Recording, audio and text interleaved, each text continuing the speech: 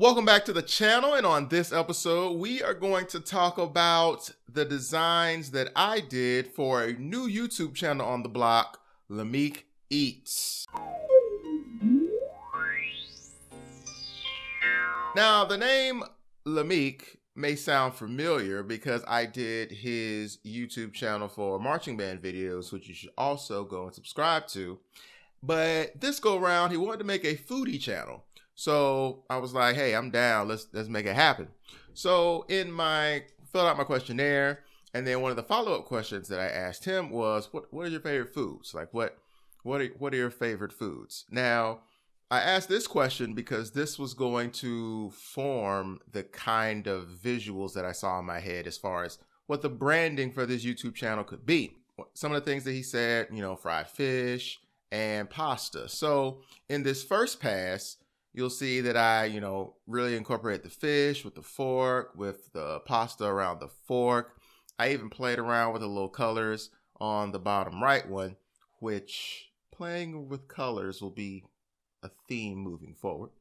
But yeah, and I made the text kind of subdued, kind of like a fine dining type restaurant, kind of sort of. So he wasn't that was cool, like those concepts were good, but not really right for this project. I don't usually show those kind of the concepts for clients that didn't make it. I usually don't show those publicly, but I'm showing them here for a reason. I'm showing them here because this is an example of a design that can look good. Designs that can look good, but not be right for that particular project. But doing those can sometimes trigger either you or the client to figure out what they really want, because we're a team here. So it's all about getting feedback. And sometimes the best way to trigger the feedback that's going to lead you to the solution is to just put something out there just so that, okay, well, that's not really the direction I want to go. I want to go more in this direction. So kind of, going off of that feedback, I said, okay, so instead of going for more subdued, I went big. So big text. So he sent me a picture that he was like something like this. So it was like a wrap.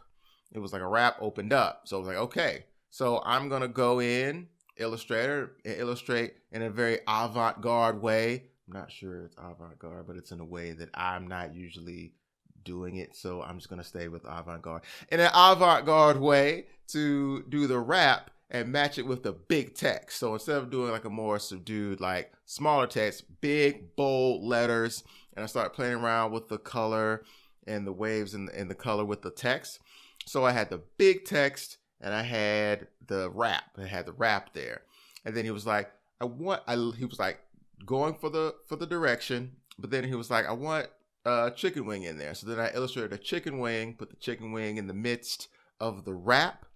And then also he wanted a caricature, an avatar of himself within the branding. So I did that, which again, a lot of this project is outside of my normal, symmetrical grid-based comfort zone, but I want to be able to do different types of logos.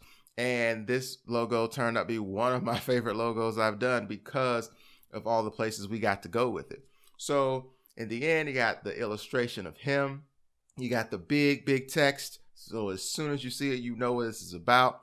And then you got the wrap with the chicken wing, so you know what the channel is about. So you got the name big. You got a striking image. And then you have the author and the YouTuber himself as an avatar. So that creates a lot of different elements that you can play with. You can see like I made the banner for the YouTube channel. I also gave him the avatar, which is him kind of behind the food, kind of like, and then looking down. That's a subtle thing I did. Whereas in the original illustration, it's kind of him looking to the side. But then when I put him behind the food, I actually have his focus go to the food, like little stuff like that. I like to do stuff like that. This project turned out great, and I'm thankful for the opportunity to work on it, and I'm happy to see him making another YouTube channel. I want to see him have all the success, so make sure you go and you follow the channel and you watch those videos. It'll be in the description down there. But yeah, that's going to do it for me on this video. Thanks for watching. Be sure to like, share, and subscribe. And let me know in the comment section down below what you think of the logo and what is your favorite food. Remember, as you go along in life, teach as you learn and inspire as you do. See you next time.